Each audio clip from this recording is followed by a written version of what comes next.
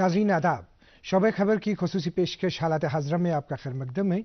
मैं हूं आपका मेज़बान फयाज़ अहमद फयाज़।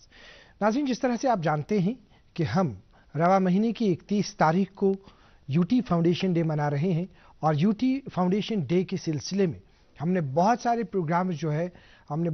प्रोग्राम्स का इनेकाद किया और हमारी ये कोशिश है कि इन 4 वर्षों में यहाँ जम्मू कश्मीर में क्या हुआ, वो किस तरह की आज हमारे सामने नई तस्वीर है और 4 वर्षों से पहले हमारे पास किस तरह की तस्वीर थी, इसमें आप खुद ही अंदाजा लगाएंगे, खुद ही आप उसमें जो चेंज है, जो युग परिवर्तन है, जो बदलता जम्मू कश्मीर है, अमन और तरक्की की नई तस्वीर किस तरह की हमारे पास आज की तस्वीर है, ये खुसूसी गुफ्तगू हम आज आप तक पहुंचाना चाहेंगे। और हम आज के इस प्रोग्राम में अपने स्टूडियो में स्वागत करना चाहेंगे। यह हैं श्री वी.के. बेदौरी साहब, जो डिविजनल कमिश्नर कश्मीर है, प्रभागीय आयुक्त कश्मीर। आपका स्वागत है हमारे शो में। बहुत बहुत शुक्रिया फयाज साहब जी। श्री वी.के. बेदौरी साहब, जिस तरह से हम बदलता जम्मू कश्मीर, अमन और तरक्की की नई तस्वीर, युग परिवर्तन 31 को मना रहे हैं, चूंकि आप से पहले एक खास चीज जो आपकी तरफ से यूटी का जो आवाम है उनको मिला, वो लैंड रिकॉर्ड्स इंफॉर्मेशन सिस्टम में आपकी जमीन, आपकी निगरानी, जिसमें लैंड पासबुक दिया गया। हम आगाज उस चीज से करना चाहेंगे, फिर आगे चलना चाहेंगे। देखिए, जैसा आपने बिल्कुल सही फरमाया, ये मेरे लिए खुशकिस्मती की बात रही कि जो जर्नी है बदलते जम्मू कश्मीर में, मुझे उसमें एक भागीदार बनने का मौका मिला जी। मुझे अभी 2 साल पूरे हो गए हैं। मैं इसी तारीख को यहाँ पे मैंने ज्वाइन किया था जी। तो उस समय जब मुझे रेवेन्यू डिपार्टमेंट का पदभार सौंपा गया था, तो उस समय साफ इंस्ट्रक्शंस थी माननीय एलजी साहब और वर्दी चीफ सेक्रेटरी साहब की कि आपकी ज़मीन, आपकी निगरानी, जो ये पोर्टल है, ये बहुत इसमें ऑलरेडी पिछले जो रेवेन्यू सेक्रेटरी थे उन सब ने काम किया हुआ है, इसको और आगे ले जाना है। और लैंड पासबुक जो है, अब से पहले जो हम कहते हैं ना लैंड रिकॉर्ड्स, एक तो समझना ही उसको बहुत मुश्किल था, इवन जिसको उर्दू आती है वो भी बेचारा उसको नहीं समझ पाता था कि उसमें क्या है। तो वो कहा जाता था कि कुछ गिने चुने लोग ही हैं जिनकी एक तरह से मलकियत है, तो उसको हम पब्लिक डोमेन में लाए, लोगों ने उसको सराहा और अभी तक की जितनी वेबसाइट्स में उसमें ऑलरेडी शायद 1.5 करोड़ से ज़्यादा हिट्स उसमें हो चुके हैं, जो मुझे बताया गया है। तो और सबको लैंड पासबुक मिली और वो भी 3 भाषाओं में मिली, जिसकी अपनी एक वैल्यू है, ऑथेंटिसिटी है। और इसलिए आपने सही फरमाया, उसका नाम भी आपकी ज़मीन, आपकी निगरानी। जी। जिस तरह से बात करेंगे हम श्री वी.के. बेदौरी साहब, आपको याद होगा हमारे मुल्क के आदरणीय वज़ीर-ए-आज़म श्री नरेंद्र मोदी जी ने लाल किले की फसील से पिछली दफ़ा जो इन्होंने खिताब किया, उसमें उन्होंने बाज़ाब्ता जिक्र किया। उन्होंने कहा कि सरकार की कोशिश है कि जो हमारे भारतवासी हैं, जो लोग हैं, उनको उनके डोर स्टेप्स पे मुख्तलिफ किस्म की सुविधाएं जो है वो उनको अवेलेबल रखी जाए। पर्टिकुलरली उन्होंने जिक्र किया कि उन्होंने कहा कि जल शक्ति के हवाले से हमने मुख्तलिफ कुछ वजारतें बनाई पर्टिकुलरली। तो अगर हम यहाँ पे बात करना चाहेंगे जम्मू कश्मीर के हवाले से, अगर हम बात करना चाहेंगे जो जल शक्ति का जो डिपार्टमेंट है, उन्होंने हर घर बिजली जो है या हर घर पानी जो है, नल से जल जो है, ये कुछ ऐसी स्कीम्स है।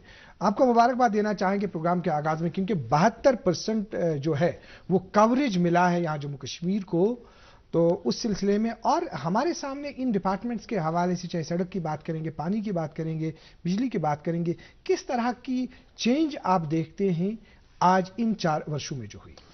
देखिए, जैसा आपने कहा कि बिजली, सड़क, पानी, जैसे पहले कभी होता था रोटी, कपड़ा, मकान जो है ज़रूरत होती थी, फिर जैसे धीरे धीरे उन चीज़ों में आप सैचुरेट होते हो, फिर आप बिजली, सड़क, पानी की तरफ बढ़ते हो, फिर आप हेल्थ और एजुकेशन की बात करते हो। तो इसमें बिजली, सड़क, पानी में जो हमारा जल जीवन मिशन जो एक योजना है, हर घर नल से जल जी, इसमें 72% अगर आप इसको देखेंगे आज की डेट में है पूरी यूटी में।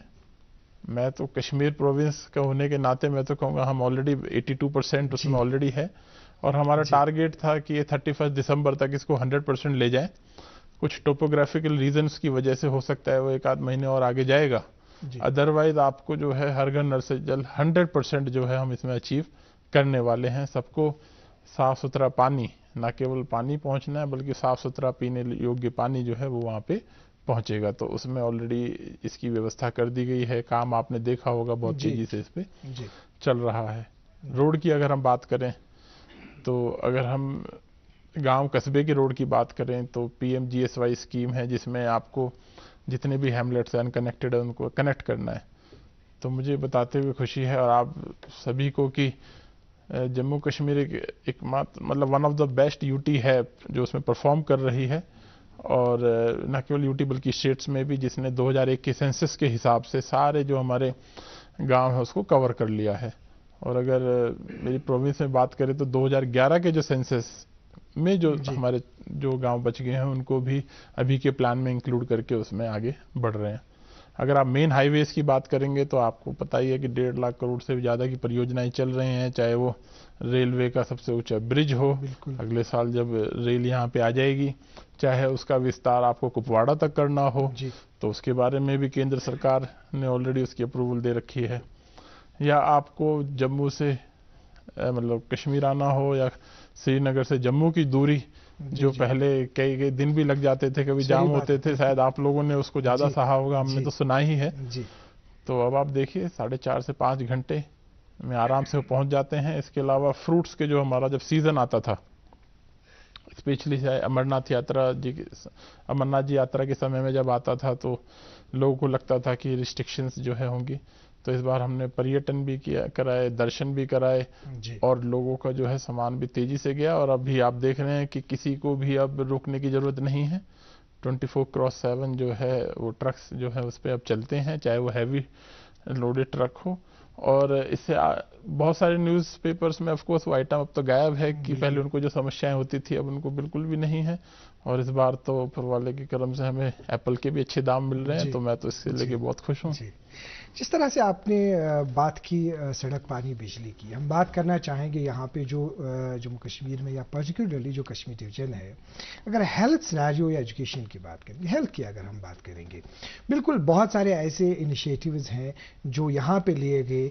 अगर हम गोल्डन कार्ड की बात करेंगे, गोल्डन कार्ड एक ऐसी सौगात यहाँ पे दी गई जो अगर हम देखेंगे सिर्फ यहाँ पे जम्मू कश्मीर में जब सबसे पहले यहाँ पे जब गोल्डन कार्ड यहाँ पे दिया गया वो 2011 की मुर्दमशुमारी के मुताबिक था, तो उस वक्त उन फैमिलीज को दिया गया था जो सिर्फ BPL जुमरे में आते थे। लेकिन उसके बाद हर एक के लिए सेहत स्कीम जो है वो मुतारिफ की गई, हर एक गोल्डन कार्ड उनको दिया गया। तो इस चीज को आप किस नजर से देखते हैं?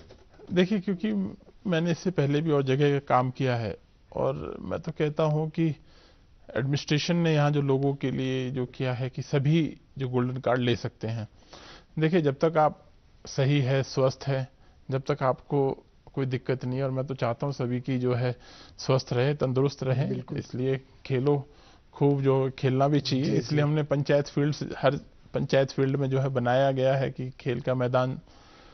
लेकिन जब एक व्यक्ति के एक परिवार में कोई बीमार होता है और जब वो एडमिट होता है तो उस पर जो स्ट्रेस आता है उसको दूर करने में एक तरीके से ये किसी वरदान से कम साबित नहीं होता है। सही बात कि उसको उस समय में ना किसी से मतलब लोन लेना पड़े, क्योंकि जब बीमार होता है आदमी तो कुछ भी करेगा, पहले अपना नियर डियर वन की उसकी जो है मतलब तबीयत का ध्यान रखेगा वो। तो यहाँ ना केवल BPL जैसा आपने सही फरमाया, बाकी जो जगह पे है उसमें करते हैं, अदरवाइज हमने यहाँ पे सभी को इसमें कवर किया है। और मुझे बताते हुए खुशी है कि पूरी यूटी ने तो फैमिली लेवल पे तो इस पे सैचुरेशन प्राप्त कर ही लिया है और अभी आयुष्मान भव कैंपेन चल रहा है। आपके माध्यम से मेरी सबसे रिक्वेस्ट रहेगी कि इसका इस्तेमाल करें और इंडिविजुअल गोल्डन कार्ड कृपया जरूर बनवाएं। मानिए मेरी बात, अच्छी बात है, आपको जरूरत ना पड़े, मैं भी चाहता हूं आपको जरूरत ना पड़े, पर अगर कभी पड़ेगी तो आपको बहुत इसका फायदा। बहुत सही आपने फरमाया, जिस तरह से आपने गोल्डन कार्ड का जिक्र किया। हम ये भी आपकी इसमें इंफॉर्मेशन के लिए हम आपको बताना चाहेंगे कि जो दूर दराज इलाके जो हम देखते हैं, अगर किसी ने गोल्डन कार्ड बनाया भी नहीं होता है तो हॉस्पिटल्स में इस तरह की सुविधा रखी गई है कि ऑन स्पॉट एडमिट करने के दौरान उनको वहां पे उस वक्त गोल्डन कार्ड जो है बिल्कुल किया जाता है। आपने कल उस प्रोग्राम में कवर भी किया है, जो हमने देखा है, डॉक्टर हेल्थ ने आपको जो बताया था, आपके माध्यम से मैं पुनः कहूंगा कि लोग उसको जरूर इस्तेमाल करें। इसके अलावा जो सोशल वेलफेयर की स्कीम्स थी, स्पेशली ओल्ड एज पेंशन और ये, मैं आपको बताना चाहूँगा कि हमारे यहाँ पे ना केवल वो जो लोग ओल्ड एज आते हैं जो उसमें एलिजिबल है, बल्कि ये अभियान भी चलाया गया कि जितने भी, चाहे गांव में उस बेचारे को आता नहीं है कि भाई मुझे अप्लाई कैसे करना है, उनको भी खोज खोज के निकाला और ऐसे 38,000 बेनिफिशरीज आइडेंटिफाई करके इस स्कीम्स को सैचुरेट किया गया। तो उसके माध्यम, हालांकि 1,000 रुपये आप कह सकते हो कि साहब इस महंगाई के ज़माने में 1,000 कुछ भी नहीं है, बट एटलीस्ट कुछ तो उसके लिए वो है।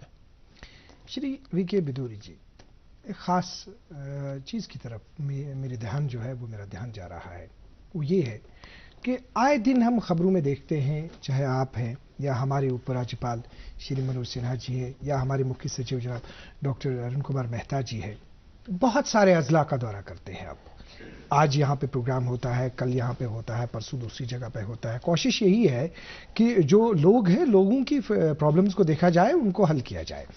ये जो अभी अगर हम इंफ्रास्ट्रक्चर की यहाँ पे बात करेंगे, हॉस्पिटल्स की बात, क्योंकि कोविड में तो बहुत कुछ यहाँ पे इंफ्रास्ट्रक्चर को बढ़ा दिया गया, लेकिन जिस तरह से हम देखते हैं कि बहुत सारे हॉस्पिटल्स का जो जब संग बुनियाद रखते हैं, इसमें जो कंसर्न है, जो हम बार बार हम कहते हैं कि मतलब कंसर्न यही है कि अवेलेबिलिटी जो है सुविधाओं की वो उनकी दहलीज पे हो। हमारे हॉस्पिटल्स का जो बुनियादी सहूलियात है, इंफ्रास्ट्रक्चर है, उसको आप इन वर्षों में किस तरह से देखते हैं, किस तरह से उसमें बदलाव आ गया? देखो, इसमें एक में हेल्थ इंफ्रास्ट्रक्चर के मामले में कश्मीर में जैसे स्कीम्स जैसे हॉस्पिटल पहले भी थे, इसमें कोई शक नहीं है कि एक अच्छी शुरुआत, मतलब ऑलरेडी बुनियादी शुरुआत उसमें पहले से ही थी। लेकिन इसका जो अलग हमें जो बेनिफिट मिला, जो आप कह सकते हो कि 2019 के बाद एक नया चैलेंज जो कोविड का आया था जी, तो उस पर इन एडमिनिस्ट्रेशन ने यहाँ पे सही टाइम पे इंटरवेंशंस करके, क्योंकि सबसे ज़्यादा जो दिक्कत आई थी फेज 2 जब कोविड का था, उसमें ऑक्सीजन से रिलेटेड थी। और देखिए हर जगह पूरे भारत के विदेश में भी ऑक्सीजन की परेशानियां लोग महसूस कर रहे थे, बट यहाँ जम्मू कश्मीर में वो नहीं होने दी। तो इससे आप समझ सकते हैं कि हेल्थ को लेके शुरू से ही, जैसे आपने सेहत वाली स्कीम कही या ऑक्सीजन की जो हमारी फैसिलिटीज़ है वो बढ़ाने की हुई, ऑक्सीजनेटेड बेड बढ़ाने की सुविधा हुई, या आपके बाकी मैनीफोल्ड्स जो ऑक्सीजन के लगाने हुए, ऑक्सीजन के सिलेंडर हुए, तो उस तरह से उस बहुत तरीके से उसको अच्छे से किया गया, तो उसको मैनेज कर लिया गया। दूसरा जो नॉर्म्स के हिसाब से गवर्नमेंट ऑफ इंडिया के नॉर्म्स है, भाई आपके सब सेंटर कितनी दूरी पे कितनी पॉपुलेशन पे होता है, फिर उसके ऊपर आपका PHC, फिर CSC या सब डिस्ट्रिक्ट हॉस्पिटल कहते हैं, और फिर जो है आपका डिस्ट्रिक्ट हॉस्पिटल होता है। बहुत सारे हम दौरे में गए तो लोगों की फिर, और ये कोई गलत बात नहीं है, ठीक है, लोगों की इच्छाएं होती है कि साहब इसमें ये फैसिलिटी और प्रोवाइड करा दी जाए। तो आपके माध्यम से मैं सबको ये जरूर बताना चाहता हूं कि नॉर्म्स के हिसाब से एक गैप एनालिसिस स्टडी ऑलरेडी करा दी गई है। तो जिस अब सब डिस्ट्रिक्ट हॉस्पिटल में जो सुविधाएं होंगी वो ऑलरेडी उसमें है, नहीं है तो उसको हमने मार्क कर लिया है और वो वहां पहुंचा दी जाएगी। लेकिन लोगों की इच्छा ये होती है कि मान लो सब सेंटर है तो वो कहेंगे कि साहब देखिए 4 बजे के बाद तो डॉक्टर हमें मिलता नहीं है। जनाब 4 बजे के बाद तो सब सेंटर में वैसे भी नहीं है, या आपके PHC में उसमें वैसे भी नहीं मिलेगा, वो इमरजेंसी होगी तो ऑफकोर्स उसको बुलाया जाएगा। तो इसमें कहीं ना कहीं गैप रह जाता है, और ये अच्छी बात है कि लोग उसको सामने आते हैं, बट उनको ये भी समझना चाहिए कि हर चीज़ की कुछ मानक है, और हमारे पास रिसोर्सेज रहेंगे, चीज़ें आगे रहेंगी तो उसकी तरफ भी हम बढ़ सकते हैं। बट हेल्थ के मामले में ऑलरेडी जैसे मैंने कहा, एक तो गोल्डन कार्ड जरूर बनवा लें, और बाकी हम उसमें काफ़ी सैचुरेटेड है। एम्स अवंतीपुरा भी अब जल्दी आ रहा है, बाकी प्राइवेट सेक्टर में भी आपने देखा है कई हॉस्पिटल्स आ रहे हैं। बच्चों का हॉस्पिटल जो नया बनाया गया, जी आपने उसे देखा है, कितने बढ़िया उसमें। जी, अगर हम बात करना चाहेंगे यहाँ पे, चूंकि एक खास बदलाव चेंज जो अब हम आज देखते हैं, 2 चीज़ें जो साथ साथ आ गया, एक ये स्मार्ट सिटी की हम बात करना चाहेंगे, दूसरा G20।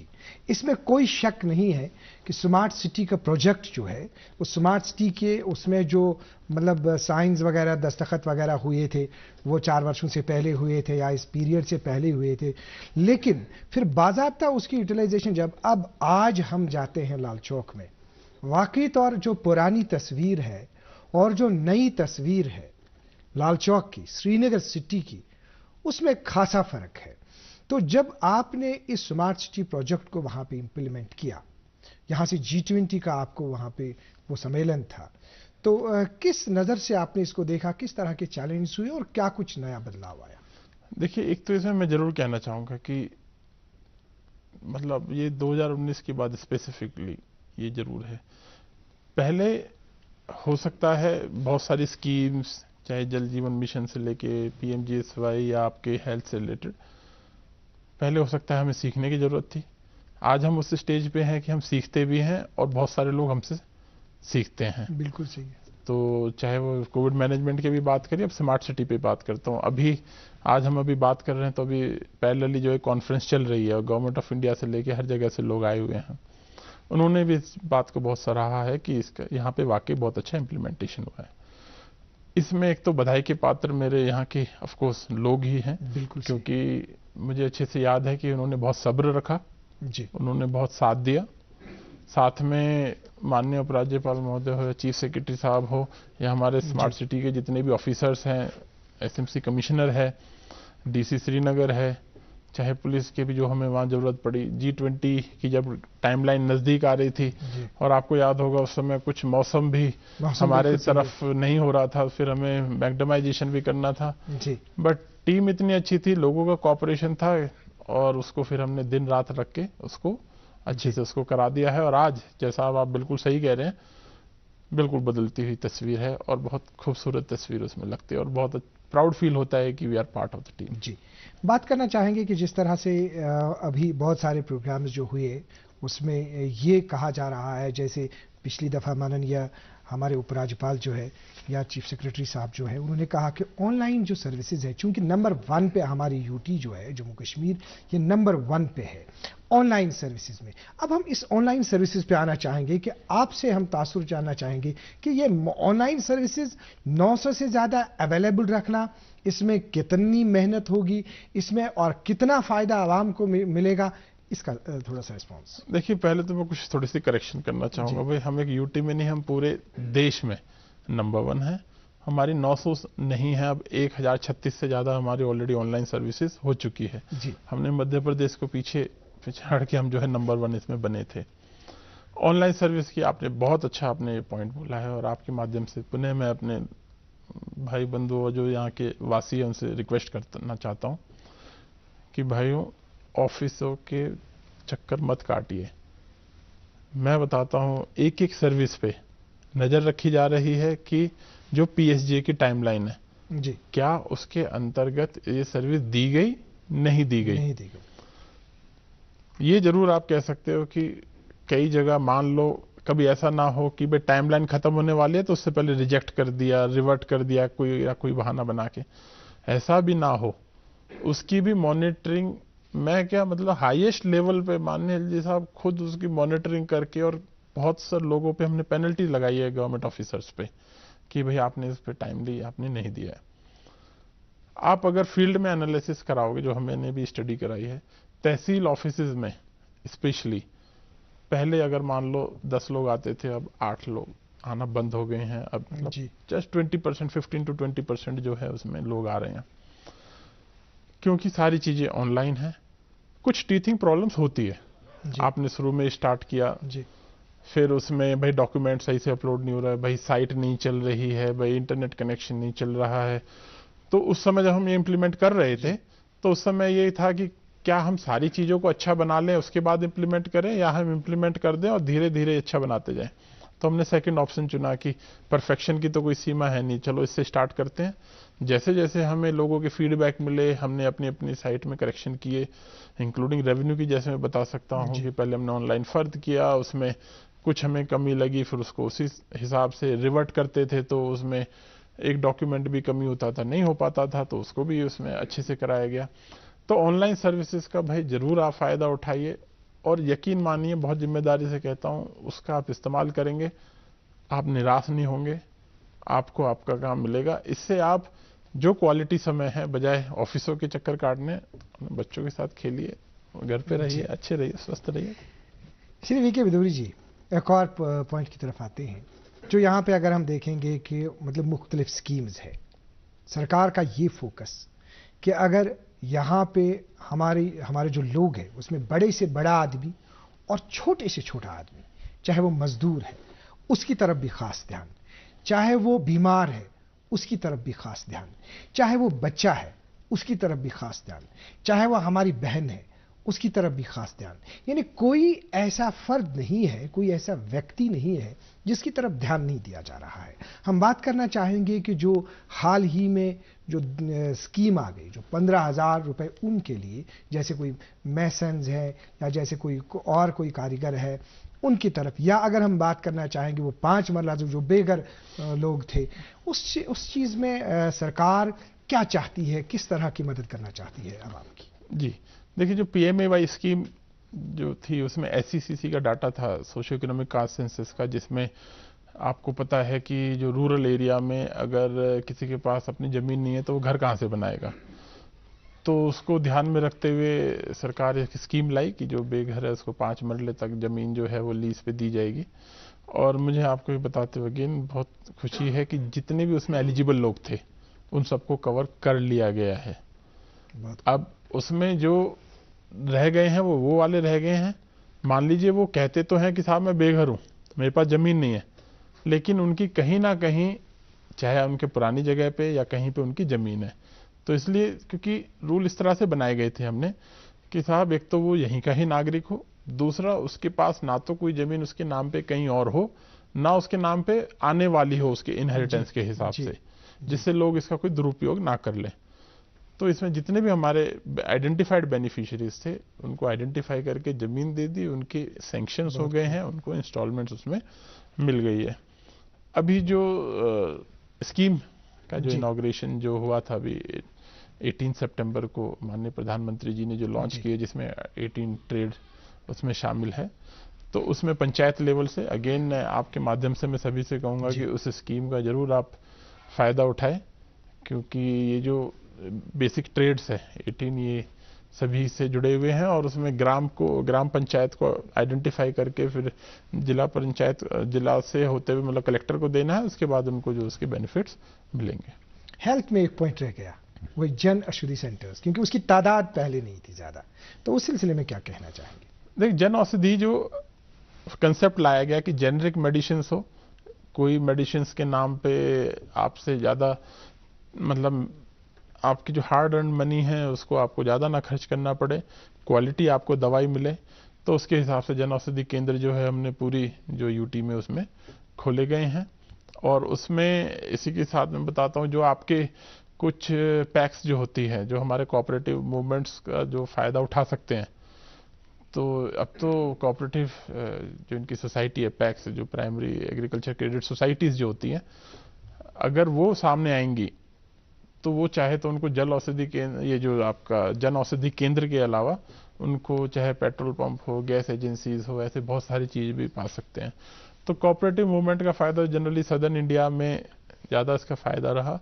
तो अगर इसकी तरफ भी जाएंगे, जो अब सेल्फ हेल्प ग्रुप भी हम एक्स्ट्रा हम सोच रहे हैं बढ़ाएं और रिक्वेस्ट करेंगे लोगों से ज़्यादा इससे जुड़े, उसी तरह से कोऑपरेटिव्स में भी अगर ये सोसाइटीज़ आगे आएंगी तो इनको भी बहुत बेनिफिट इसमें मिलने वाला है। कोऑपरेटिव्स में एक खास बदलाव ये देखने को मिला कि जब हम पुराने वक्त की बात करेंगे, अगर हम यहाँ मुख्तलिफ डिस्ट्रिक्ट्स की बात, अगर हम बड़गाम का कोऑपरेटिव आज देखेंगे, आज की अगर जो उसकी मतलब कितनी वहाँ पे फैसिलिटीज़ है, कितनी वहाँ पे चीज़ें अवेलेबल है, या यहाँ पे श्रीनगर की अगर हम बात करेंगे, वाकई तौर उसकी डिमांड जो है लोगों में वो बढ़ती जा रही है। क्या उसमें और कुछ अगर कहीं दूसरे इलाके में कहेंगे लोग इस तरह की कोऑपरेटिव फैसिलिटीज़, यहाँ पे शॉप वगैरह इस तरह की चीज़ें वहाँ पे क्या आ सकता है फ्यूचर में? बिल्कुल आ सकता है। इनफैक्ट अभी तो बहुत सारे चेंजेस इसमें कराए गए हैं, जिससे कि जो कोऑपरेटिव सोसाइटीज़ है वो एलिजिबल है, जैसे मैंने अभी बताया आपको, बहुत सारे बेनिफिट्स लेने के लिए, कि आप चाहे तो पेट्रोल पंप खोल सकते हैं, आप चाहे तो जन औषधि केंद्र उसमें से एक है, और बहुत सारे उसमें से फेयर लिस्ट है जिसमें से वो कोऑपरेटिव एज ए मूवमेंट जो है उनको भी बेनिफिट होगा और सबको उससे बेनिफिट हो जाएगा जितने मेंबर्स हैं उसके। हमारे पास वक्त कम है, लेकिन पॉइंट्स बहुत सारे हैं जो डिस्कस नहीं हो पा रहे हैं, लेकिन जितना भी अभी तक हमने अभी जो बात हुई इस आज की इस प्रोग्राम में, हम टूरिज्म की बात करना चाहेंगे, क्योंकि टूरिज्म के हवाले से नाज़रीन मोहतरम आपको मालूम है कि 4 वर्षों या 3 वर्षों से पहले यहाँ पे जम्मू कश्मीर यूटी में टूरिज्म के हवाले से क्या कुछ कहा जा रहा था। शायद आपको याद आ रहा होगा कि जो यहाँ पे टूरिज्म से वाबस्ता जितने भी यहाँ पे टूरिस्ट्स हैं जो यहाँ पे आते थे या जो उससे वाबस्ता है, उस ट्रेड से वाबस्ता जो है, होटलियर्स हैं या बाकी चीज़ हैं, वो नाला रहते थे कि काम कम है, बाकी प्रॉब्लम्स है, वो चीज़ है, ये चीज़ है। लेकिन कोविड, अगर आपको याद होगा, कोविड के दौरान भी, कोविड के बाद भी जो यहाँ पे रश रहा, जो यहाँ पे आपने देखा कि कितनी तादाद में यहाँ पे टूरिस्ट्स आए, वो टूरिस्ट्स का फ्लो बढ़ना, वो टूरिस्ट्स का उस तादाद में आना, यही सवाल लेके हम श्री वीके बिदोरी साहब के पास जाते हैं। देखिए, जैसे आपने बिल्कुल सही फरमाया जनाब, पहले लास्ट ईयर जो है हमने अपना ही रिकॉर्ड तोड़ा था। 1,88,00,000 के करीब हमारे पास टूरिस्ट आए थे। इस बार अभी सितंबर तक 1,72,00,000 टूरिस्ट ऑलरेडी आ चुके हैं। G20 का सफल आयोजन जी, लोगों का जो यहाँ पे हॉस्पिटैलिटी जाने जाते हैं, कश्मीर बिल्कुल स्पेशली वो तो जाने ही जाते हैं। फॉरेन टूरिस्ट जो बढ़े हैं, फॉरेन टूरिस्ट ना केवल आपके इसमें बल्कि यात्रा में भी उन्होंने जो पार्टिसिपेट किया। आपका अगर मैं बात करूँ, टुलिप गार्डन वो अपने रिकॉर्ड स्तर पे पहुंचा। उसके बाद फिर आपने G20 का सफल आयोजन कराया। टुलिप गार्डन ने आपका क्या फायदा किया, आपने आपका so called peak tourist season को 1 महीने और पहले उसने लेके आ गया आपका जी। फिर क्योंकि यहाँ तो आपको 12 महीने की अपनी खूबसूरती है, आपने होम स्टेज बढ़ाए। होम स्टेज को आपने इजी उनका रजिस्ट्रेशन करा दिया ताकि लोगों को भी सुविधा हो और जो यहाँ से हमारे जो लोकल जो हमारे साथी है, हमारे नौजवान साथी है, वो भी इसमें फायदा उठा सके। तो टूरिस्ट का जो मैं कह सकता हूँ कि ऑलरेडी हम रिकॉर्ड स्तर पे पहुंच रहे हैं।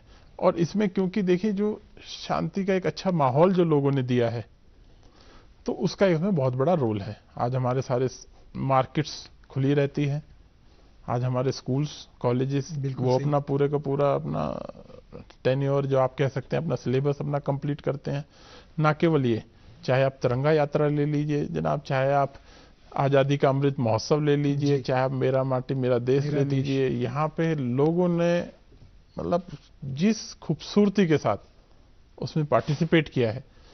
और जनाब आपको फिर बताता हूँ, नंबर 1 पूरे देश में, हम तो 1% है पूरे कंट्री की पॉपुलेशन का, वी आर द नंबर 1 इन आज़ादी का अमृत महोत्सव, मेरा माटी मेरा देश, चाहे तिरंगा यात्रा हो या जी। आपका आखिरी मैसेज इस चीज़ के लिए कि जो आप भी जानते हैं कि हमारे उपराज्यपाल श्री मनोज सिन्हा जी मिशन यूथ के हवाले से काफ़ी संजीदा है, तो किस तरह का आपका आखिरी मैसेज होगा यूथ के हवाले से? देखिए, यूथ ही हमारे कंट्री का, मैं तो कहता हूँ फ्यूचर तो है ही, बल्कि अभी मैं कहता हूँ प्रेजेंट भी अभी यूथ ही है। यूथ ने करके दिखाया जो है खेलो इंडिया के माध्यम से, या हमने जैसे अभी मैंने आपको बताया कि बहुत सारे पंचायत फील्ड्स, यूथ क्लब्स तो हमने हर पंचायत में गठित कर ही दिए हैं। इसके अलावा खेलों में वो आगे आ रहे हैं, ना केवल नौजवान आ रहे हैं बल्कि बच्चे आगे आ रही हैं। आपने देखा कि क्रिकेट टूर्नामेंट होते हैं जिसमें हमारी बच्चियां जो है उसमें T20 क्रिकेट खेलती है और आगे बढ़ती है। तो इन्होंने जो है अपनी एनर्जी को पॉजिटिवली उसको यूज़ किया है। बस एक ही उनसे रिक्वेस्ट रहेगी कि हम यहाँ अनफॉर्चुनेटली ड्रग्स का चलन जो है अनफॉर्चुनेटली बहुत बढ़ गया था, हमने बहुत उस पर काबू किया है सबके माध्यम से। इसमें हमें सभी का सहयोग मिला जी। ना केवल हमारे जितने भी रिलीजियस लीडर्स हैं उन सब ने भी हमारा बहुत इसमें साथ दिया है। पंचायत, सरपंच, लोकल नंबरदार, चौकीदार, सिक्योरिटी एजेंसीज, चाहे आर्मी हो, CAPF हो, सभी ने इसमें बहुत मिलजुल के इसमें काम किया है। ड्रग्स फ्री पंचायत अपनी पंचायत को बनाएं और इससे दूर रहें और इस फाइट में हमें इसमें जरूर मदद करें। बस इतना ही है, बाकी बहुत अच्छे ट्रैक पे हम चल रहे हैं। जैसे हम कहते हैं ना, फ्लाइट जो होती है एक होती है टेक ऑफ होती है, वी आर नाउ क्रूजिंग जी। श्री वीके बिदोरी जी, आपने दूरदर्शन केंद्र श्रीनगर को अपना कीमती वक्त दे दिया, आपका बहुत बहुत शुक्रिया। धन्यवाद। नाज़रीन मोहतरम, आपका भी बहुत बहुत शुक्रिया, आपने हमें आधे घंटे से देखा। आज के प्रोग्राम में इतना ही, फिर आपसे मुलाकात करेंगे अगले प्रोग्राम में। तब तक के लिए आदाब।